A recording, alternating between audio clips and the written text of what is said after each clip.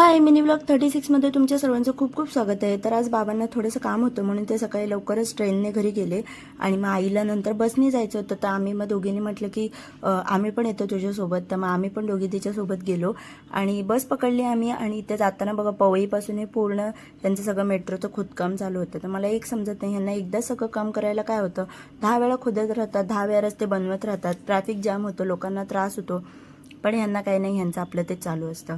मग शेवटी आम्ही आलो कुर्ल्याला, कुर्ल्यावरून मग नंतर दुसरी बस चेंज केली आणि मग आलो वाकोल्यामध्ये। तर वाकोल्यात आमचं सगळ्यात जुनं घर आहे, तर तिकडे आज आम्ही आलो होतो सामान वगैरे बघायला।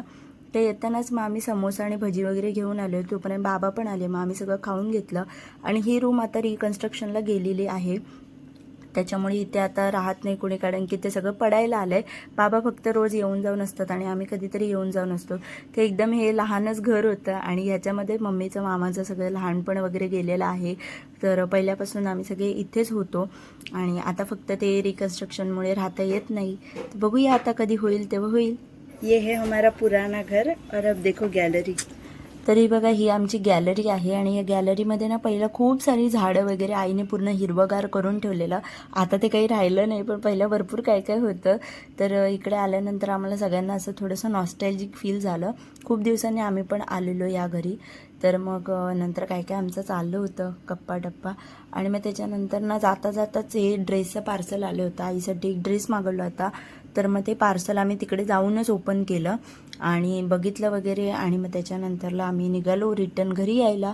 तर मग आम्ही सांताक्रूजवरून बस पकडली 517 आणि मग आलो आणि घाटकोपरला आलो आधी। घाटकोपरवरनं नंतर बस चेंज करायला लागते, तर मग बस चेंज केली आणि आलो मंगतरामला।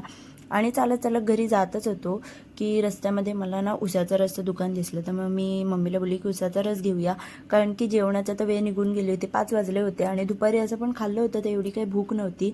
मग तो उसाचा रस आम्ही पियालो, थोड्या वेळानंतर आराम केला। आणि हे फ्रोझन मटार बघा, मी तुम्हाला दाखवलेलं एका शॉर्ट्समध्ये मिनी ब्लॉगमध्ये की मटार आम्ही फ्रोझन करून ठेवून दिलेत।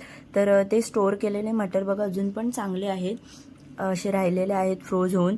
तर मला आज पावभाजी बनवायची होती ना, त्याच्यासाठी मी हे मटार काढले होते आणि मटार फ्लावर बटाटा असं सगळं धुवून व्यवस्थित शिजवून घेतलं। मम्मीला म्हटलं कुकरला लावायला आणि मग त्याच्यानंतर ते शिजून आल्यानंतर मस्तपैकी स्मॅश करून इथे छान अशी पावभाजी करायला घेतली, कांदा टमॅटो शिमला मिरची घालून।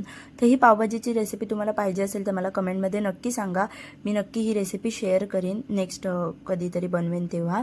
तर अशी आम्ही मस्तपैकी पावभाजी तयार केली आणि मस्तपैकी जेवून घेतलं।